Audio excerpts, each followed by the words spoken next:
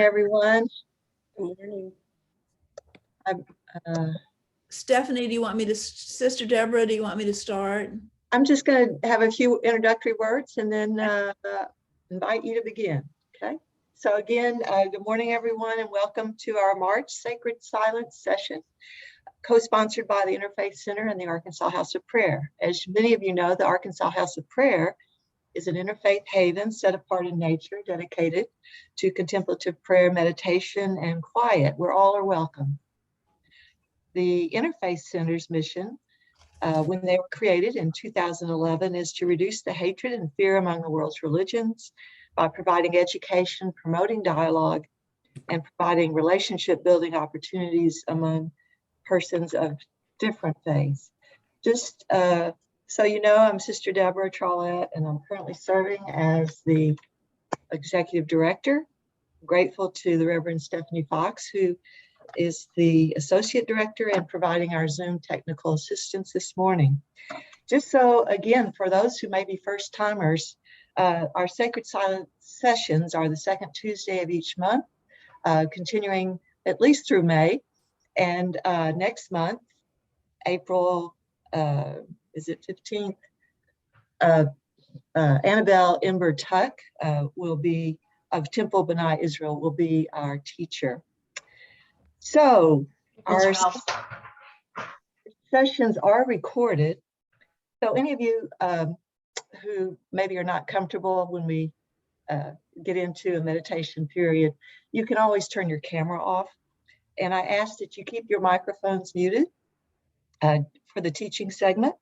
And also just a reminder that because they are recorded, they are available on the Interfaith Center's YouTube channel and also the House of Prayer website.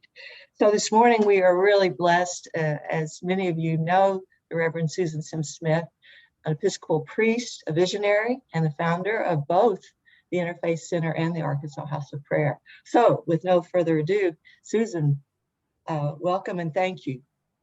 I'm really happy to be with you all this morning. For reasons that we can't figure out, my image is very blurry and we've tried different things, so we're going to go with it. And one way to look at it is maybe there's a lot of spiritual energy around me. Another way to look at it, and it probably depends on who you talk to or which facet of me you're bumping into. Somebody else might say she needs to be dampened down, so we're just going to blur her out a little bit. So whichever way you want to roll with that, I'm good. It's all true. So let's just take just a moment in silence and go into your heart center. And let's just take 1 minute and send in silence unconditional love to our very messy and troubled world.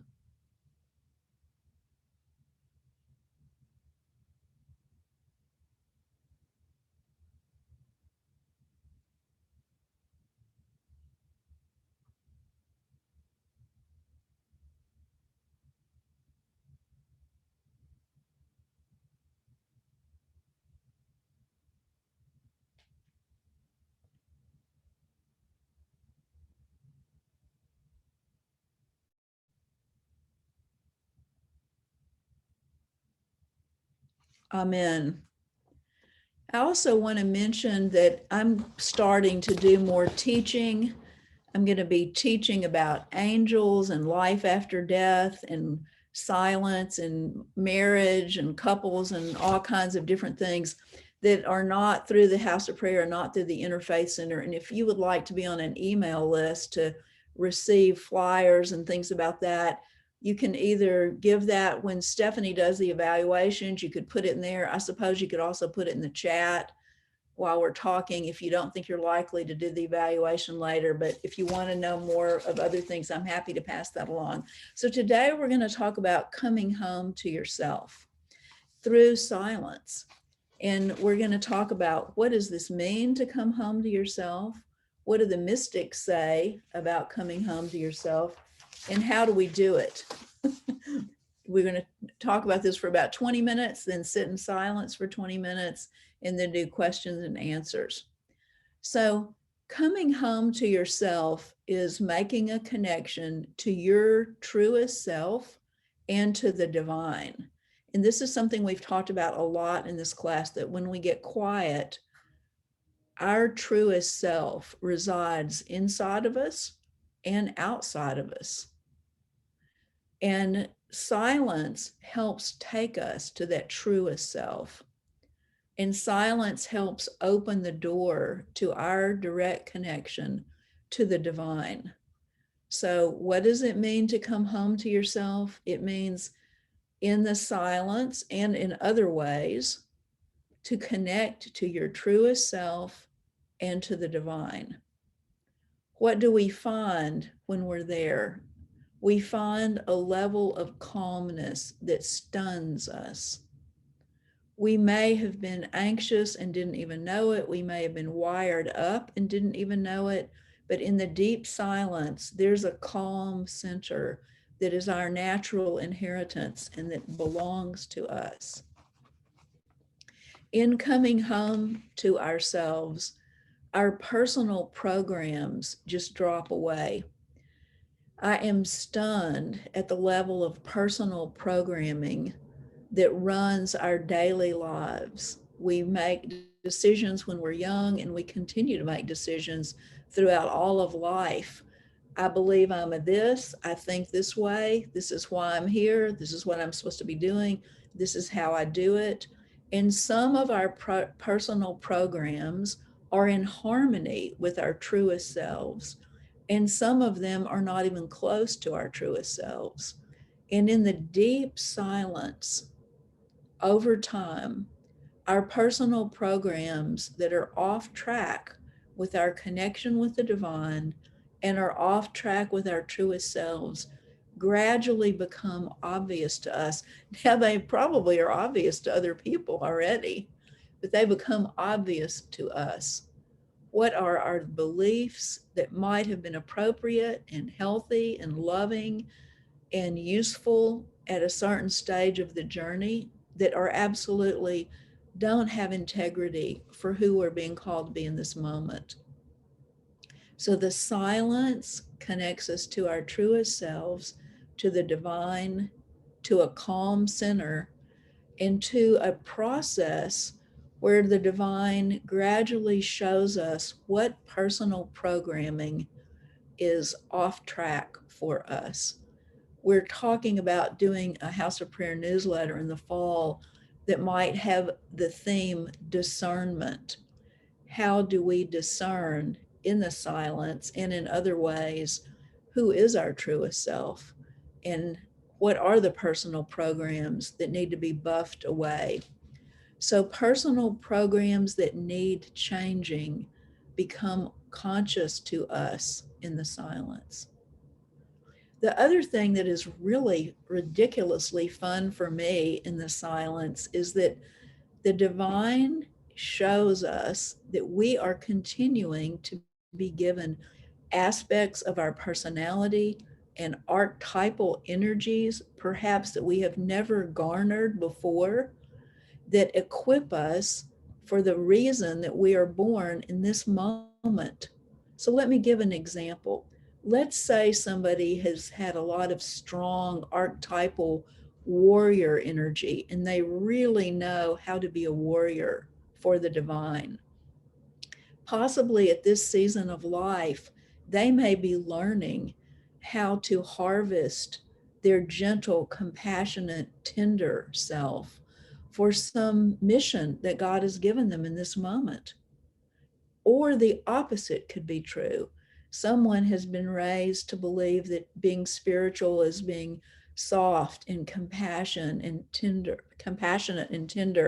And perhaps they are being given a specific mission at this moment in time that requires a really, really tough inner warrior, a warrior that can terminate relationships that need to be terminated, a warrior that can accept that destiny sometimes makes enemies out of friends, a warrior that is able to be impersonal and make extremely tough decisions for specific missions. All of that can come and does come in the silence.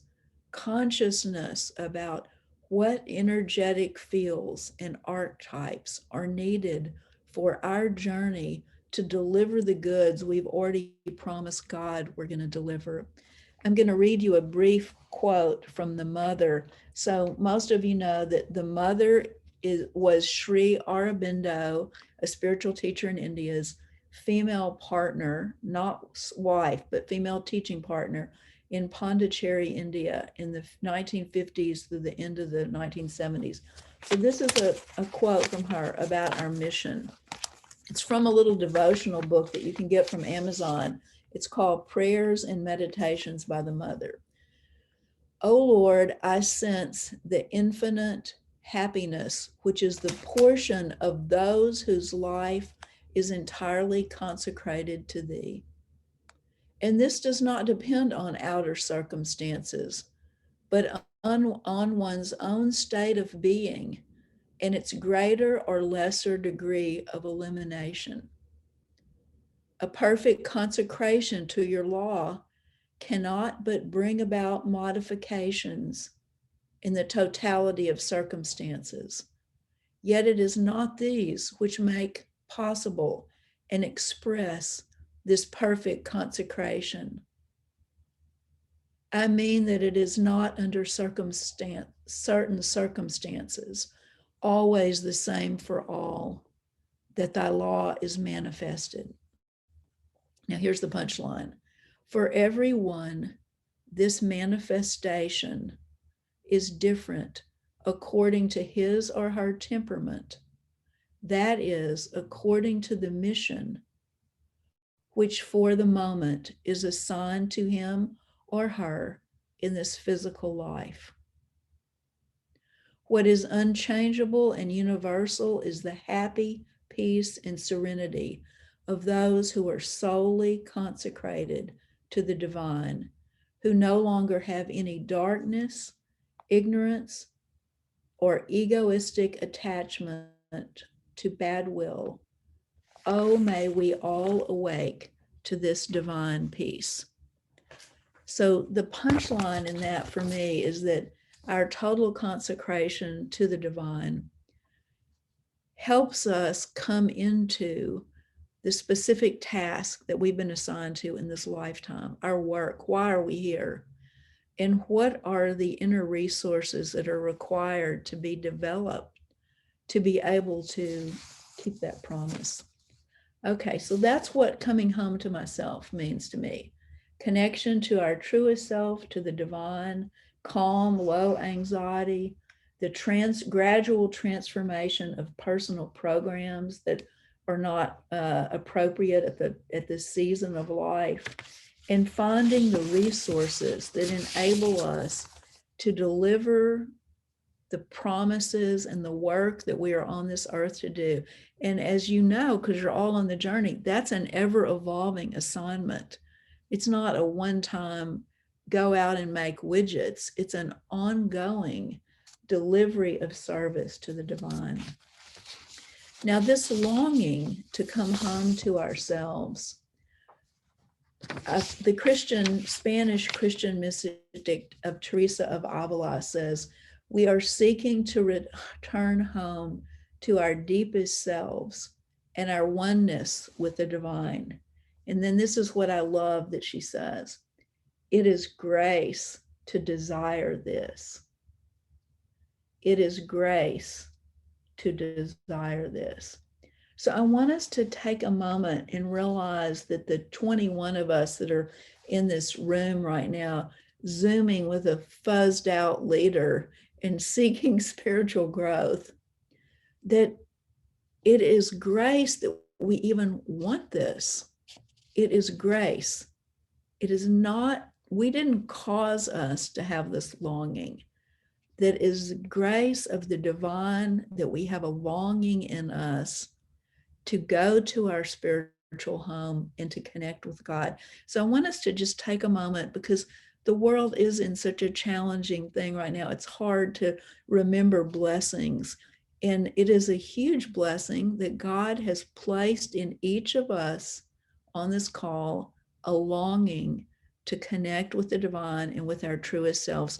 So let's just take a moment and harvest and acknowledge and let us register in our hearts and in our mind and in our memory, that there's a kind of grace coming from outside us that is creating our longing to be connected to the divine and to be home with ourselves. Let's let that soak in for just a moment.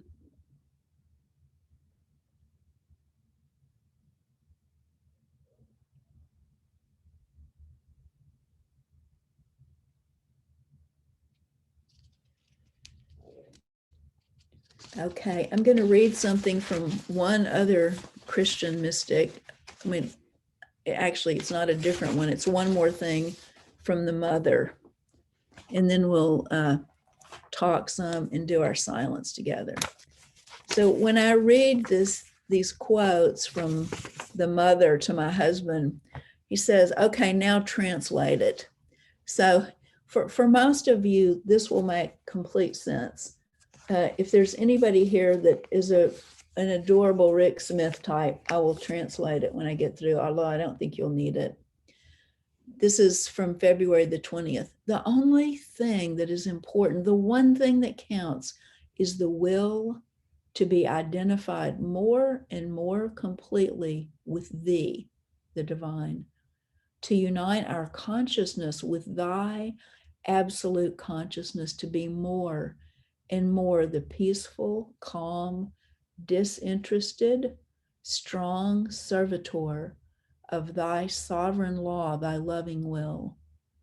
O Lord, give me the peace of perfect disinterestedness, the peace which makes thy presence effectiveness, the intervention efficacious, the peace ever triumphant over all bad will. Lord, very humbly I pray to thee that I may be equal to my task, that nothing in me, conscious or unconscious, may betray thee by neglecting to serve thy sacred mission. In a silent devotion, I bow to thee. In a silent devotion, I bow to thee. I don't really think that needs much translation. It's just saying that for the mother, that the consecration on oneness with the divine and finding silence to serve her mission was her only goal. Let's now take, that's perfect. Yeah, I was supposed to teach for 20 minutes. We're just right on track.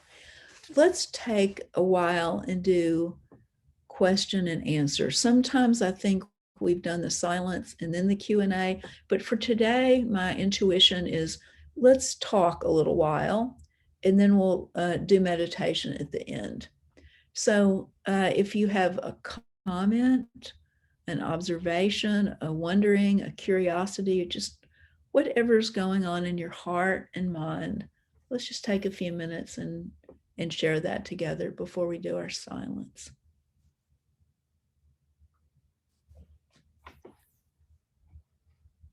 I have a question, and thank you so much, Susan. This has been incredible. What does she mean by disinterestedness? She said it twice. There is I'm sure this is in Christianity, but it's very, very obvious in Buddhism and in Hinduism that to find impersonal energy is part of spiritual maturity. To find impersonal energy is part of spiritual maturity. So there's a moral developmental step where we have to let go of being a good girl and a nice man. That is spiritual immaturity. And it is very easy to get stuck in being a good woman, a nice person, and a good man. And that's not enough moral fiber to carry the weight of tougher assignments. Some of you know that I have a Hindu spiritual teacher named Sri Swamiji of Mysore. And he said recently in a lecture I was hearing, destiny, which you heard me say earlier, destiny can make friends into foes and that can include family members. So you might have an assignment between you and the divine that has destiny tied into it, that will require you to be able to tolerate not being so personal. What was the word you asked me about, Sarah Catherine? Yeah, so disinterested. Disinterested. That's Yeah. it. That's it. So the more interested we are in the outcome of our service, then the more attached we are to the results and the more limited we are in our efficaciousness. If I'm really attached to the outcome of my service, I'm a handicapped teacher. And the same in relationships. It's so healthy relationships are part of a strong spiritual practice. So we want to forgive and mend and work it out and have healthy relationships. And that's really, really important on the one side. And on the other side, if we are handicapped by having to please in every relationship, there will be assignments that the divine simply cannot give to us because we are not strong enough to tolerate the outcome of the fallout in relationships if we do something that we know the divine is asking us to do that is going to be unpopular to friends, family, or the culture. So what are you thinking, Sarah Catherine? A whole lot. Well, go on about it, girl. No, it's that the non-attachment to the outcome is like, I can't even fathom that right now. And it also seems to welcome a more a presence as well. So being interested is something future facing. So being disinterested seems like it also draws you into the present. Mm-hmm. And it empowers you to be a tougher cookie for the divine. Yes, that again, mind blowing. I can't imagine it, but this is. And if we think about the divine the divine created us, and the divine gave us different gifts. And not everybody is assigned in this lifetime to be a tough cookie for the divine. But the ones that are being asked to do that have to find this disinterestedness. And all of us need a dose of it. And you can really find it in the silence. In the silence, our grabby attachment to the outcome of our ministry, to the outcome of our actions, into relationships, in the silence, you're like sitting in the lap of the divine, and you can find a peace there that allows the disinterestedness to be used for the purposes of God's love.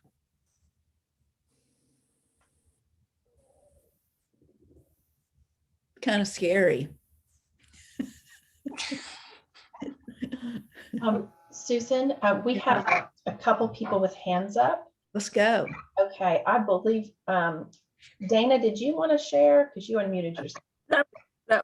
Mary Catherine, that was my, Sarah Catherine, that was my question. Susan, does the disinterested on our part allow us to more realize the interestedness of the divine?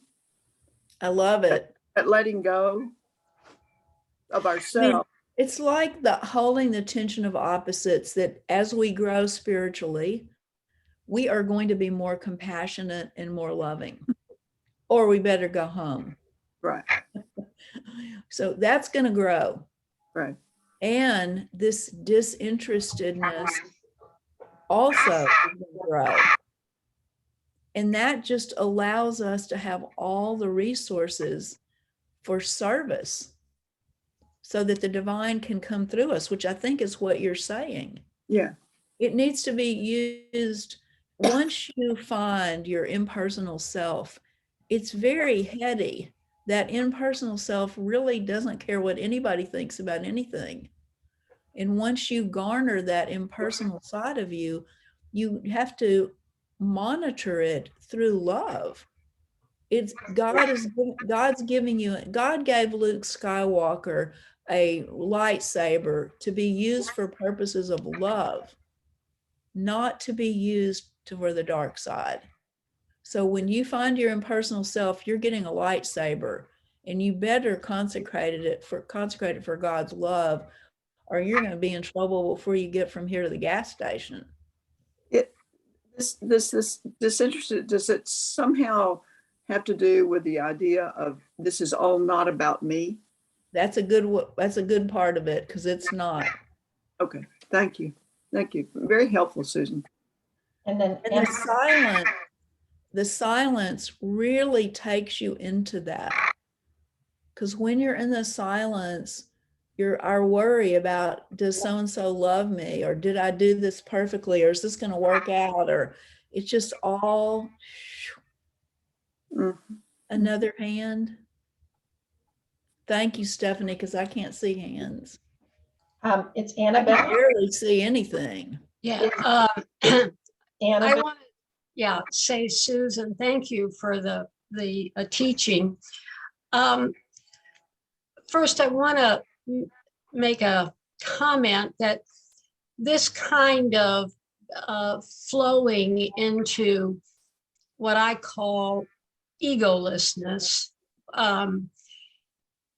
really can't happen till you have some years on you.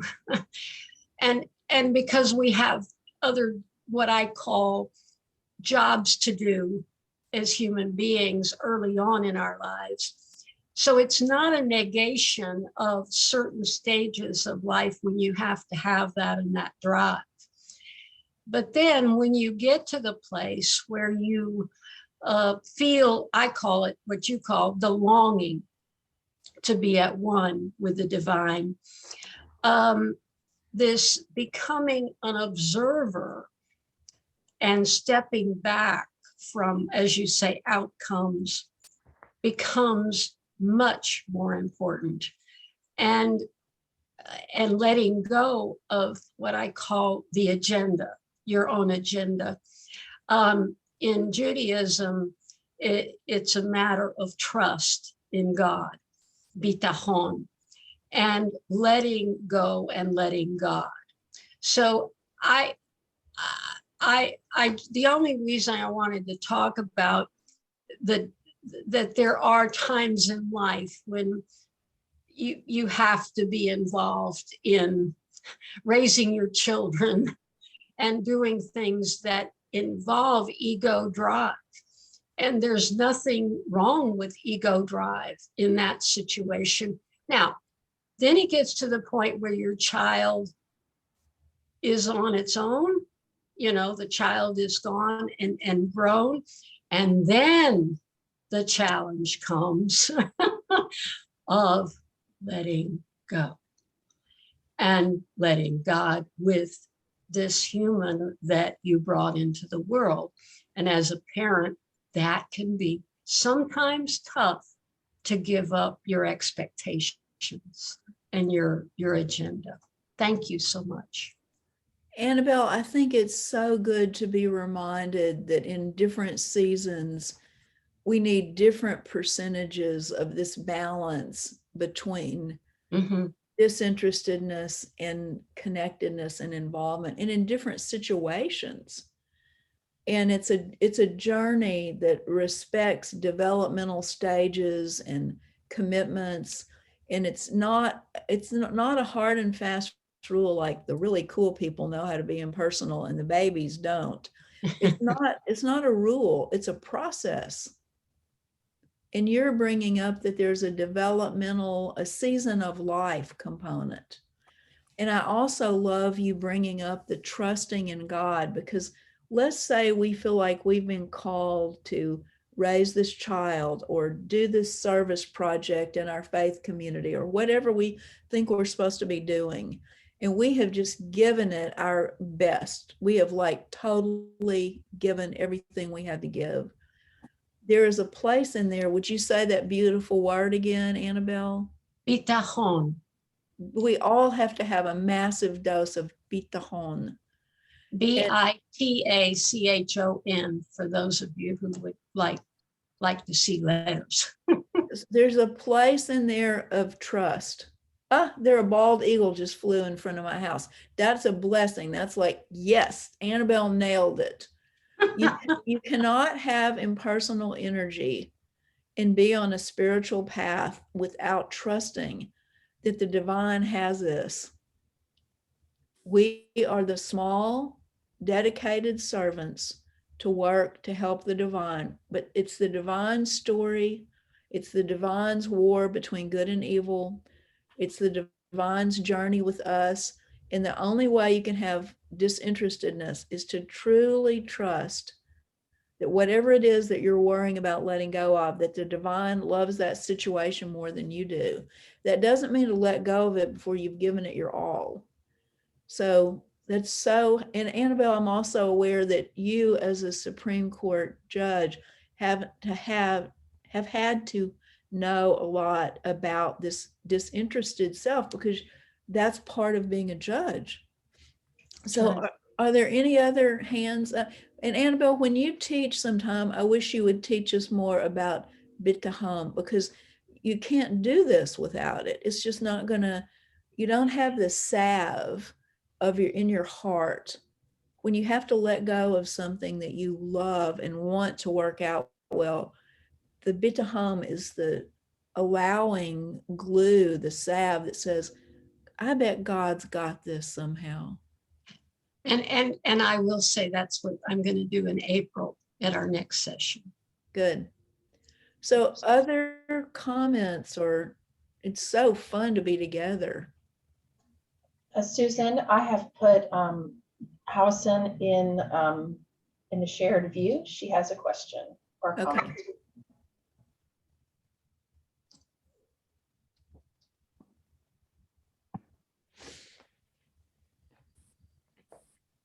Please unmute yourself. Okay, sorry about that. Yeah, I just wanted to share that I'm a longtime practitioner of yoga. And in the yoga tradition, there's a similar concept, which is detachment.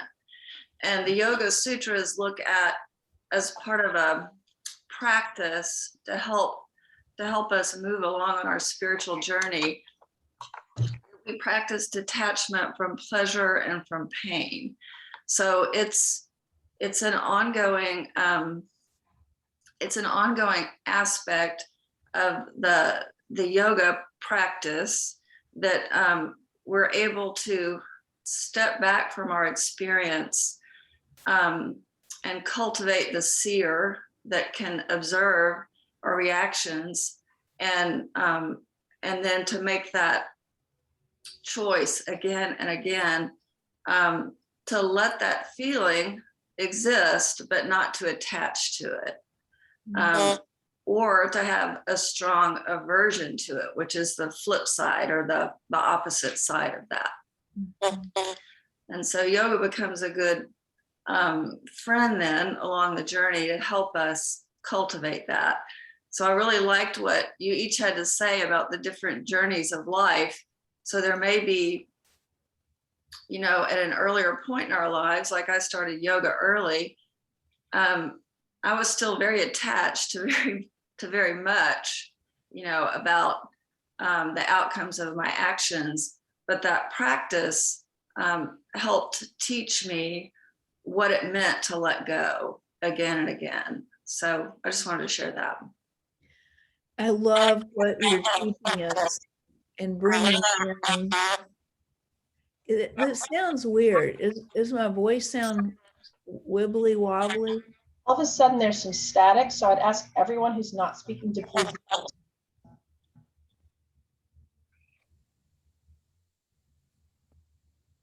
That's better. Go ahead, Susan. Now, can you hear me now? Okay. Clearly. I love what you just said that brings the yoga in, and that reminds us that there are many methods on the spiritual path. And yoga takes you in, teaches about that kind of detachment, loving detachment, and it gives you physical, spiritual, cognitive belief systems and physical activities that facilitate that. So taking this process of coming home to yourself back to silence, it's almost like we're made up of many different selves in our personality, and new selves are coming into consciousness as we need new inner resources to serve God. And you can listen to that in the silence. And there's not a rule that you should be 10% this and 20 that and 30 that. It's a wibbling, wobbling, gorgeous, elegant, beautiful fabric that's being woven uniquely for why you're here at this season. And silence really helps that. So part of coming home to yourself is having enough silence to be able to step back into the observer, as Annabelle and Halcyon just talked about, observe what is going on and listen and receive what is the balance that's needed at this point, and what are the new energies that are coming in that I'm going to need in this moment. Let's see, it's just about time for us to sit in quiet together. Are there any more hands up? I'm happy to do one more before we do our quiet, if that would be helpful.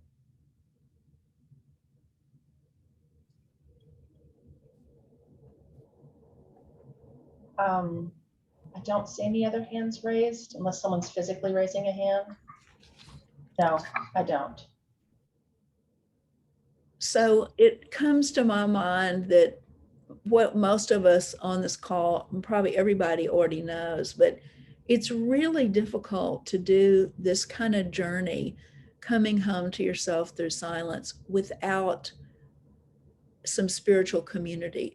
And it doesn't have to be 400 people, but it probably needs to be 2.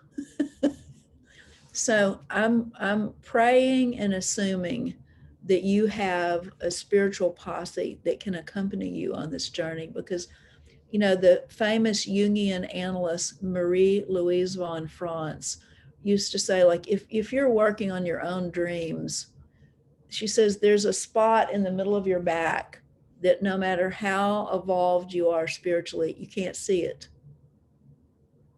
And so who can see the spot in the middle of our back? Our loved ones and our spiritual community. Our longing for that coming home to ourselves is a God-given gift, but I know you're not doing this alone, and I'm sending my support and love and validation and prayers for the spiritual community that you have or that you're going to find. Okay, so now let's talk about ways to do this silence today. As I like to say, if you have a meditation technique that is really working for you, that you love, just use it today. There's no virtue in just experimenting around. You don't need to do that. But if you are hungry for something different, I'll review a technique that I have taught before, and then I'll teach one new one. So the technique that I've taught before is to envision a spiral of light over your head with a low level humming, and just silently move that light and that sound, silently spiral it slowly, slowly through your whole body. So that's one process. The other process is that a spiritual friend of mine and I both love to study the work of Sri Ramana Maharshi. And if you Google him, you will find, he's dead now, but he's another Indian spiritual teacher. And he taught almost totally about silence. Sri Ramana Maharshi. And he taught about the question of who am I and why am I here? And when people went to visit him in his ashram south of Pondicherry, he did very little talking. He taught mostly in silence, And when he did speak, it was mostly about silence. So this friend of mine that is more of a student of Ramana Maharshi's than I am, has learned to pause on the out breath. So again, what we're trying to do in the silence is calm the everyday chattering mind enough to make a connection with our truest self and with the divine. And we're using various meditation techniques to achieve that goal. So one meditation technique is you're following your breath. So you breathe in and then to pause before you do the out breath. It is very simple and it is really powerful in calming the busy mind. And as you can see, it would be a meditation process that you could do if you were on a subway or in a plane crash or disciplining a child or holding a dog down at the vet to get a shot. You always have your breath. And you could use your breathe in and pause and breathe out. So use the process you already like, or try one of these two. And let's mute ourselves, and we have almost 20 minutes together in silence, and I'll close us with the ringing of the bell. We are so happy that we got to be together. We look forward to hearing Annabelle teach next month, and blessings to you all on your journey. Let us pray in quiet.